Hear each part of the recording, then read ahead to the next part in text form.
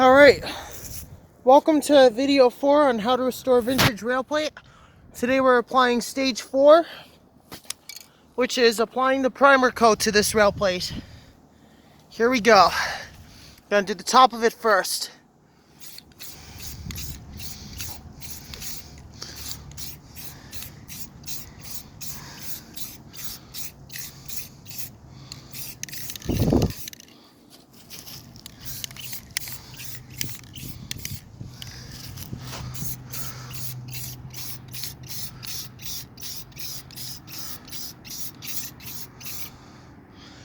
Alright, that's the top of it. Now we're gonna do the sides.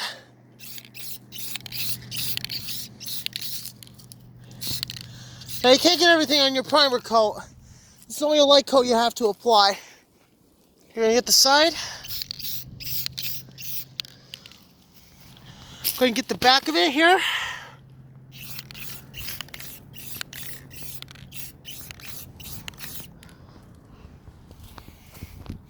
Oh, this one obviously. Alright, that is officially stage 4 fitted. Primer coat applied. Alright, there we go, that's how we're gonna do it.